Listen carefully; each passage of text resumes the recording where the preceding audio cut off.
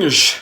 Welcome to another edition of At the Pictures. That was excitement there, and it's been exciting waiting on James Bond to appear.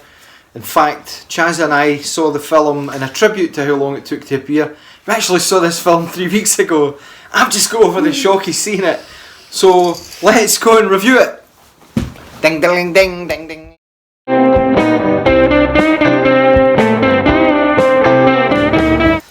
Yeah, James Bond. It's a historic James Bond for me, this one. It's Daniel Craig's last outing as James Bond. And boy, did they ensure that he would be remembered and go down in the annals of history with what they did in this James Bond film. But let's not give it away because there's still at least 3 people in the world who haven't seen it. Chaz, take us through it. Can you actually remember it, seeing we saw it 3 weeks ago? Yeah. It was... Sounds like... The start was good, wasn't it? It was like a film in itself. It was like a wee mini Bond film. Yeah. Do you like the cars and that? Not a big fan on cars. Eh? Not a big fan on cars. No, you're not a fan of the Bond cars. Cars was it Aston Martin, the one with the machine gun and that? Like it should be at a junkyard. Yeah. It was really long. It was a really long title sequence, and then it comes up, "No Time to Die," or whatever the tune was, I don't even know. It was made by Billie Eyelash. Billie Eyelashes. It was about nearly an hour before the film actually started, but once the film got going, I thought actually, I'm going to say something controversial, this is one of my favourite Bond films. I actually liked it. And I liked the villain in it. Who was the villain in it? The villain in it was Freddie Mercury. Freddie Mercury, the guy who done such a great turn as Freddie Mercury, so that was good. All the usual crew are there. Q. There's a new female, like 007, a younger girl that takes Bond's job because he jacks it in after the title sequence, as he's done in all the films. He jacks it in and has a wee rest. But what scabby Freddie Mercury does makes him I'll not spoil anything, but he does something really bad that it makes him one of the most evil Bond villains by default of any like Bond villain there was. It was a really evil thing he did, wasn't it? Yeah, I can spoil this. What are you spoiling? Well, it's not necessarily an actual spoil. It's a thing that happens in every Bond movie. What? It's a very explosive ending. Oh, it's a very explosive ending. Yeah, but this one's quite emotional. Packs an emotional wallop, and I'm still in shock. Never mind, 3 weeks on, I'm able to talk about it okay. And it goes back to old Bond kind of things. It pays tribute to old, Bond films, and it does, "We have all the time in the world." And that's for Majesty's Secret Service when Bond actually gets married and his wife gets killed. But anyway, this one is, I'd say, if you haven't seen it yet, go and see it. It's one of I think this is, apart from Casino Royale, the first one that he did, I think this is Daniel Craig's best Bond film. And what do you think, are you going to miss Daniel? Are you going to miss him? Casino, you know, seen that one? What's the boy can have? That's the one where he's just young, well, he's youngish, and he's just quite raw as Bond. It's like a blunt instrument running through brick walls and things like that. Like a hired thug killer, but then he gradually becomes more complex, and it reaches its peak in this film. What's his film?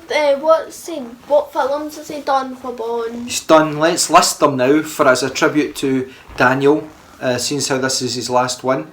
He did first one Casino Royale, then he did Quantum of Solace, then he did what was it? Skyfall. Then he did, was it Skyfall? No Time to Die. God, what was the other one that he did? Skyfall, No Time to Die. Oh, I can't even remember. Spectre. Spectre, that's about the organisation. And we can reveal this. Spectre kind of get demolished in this one.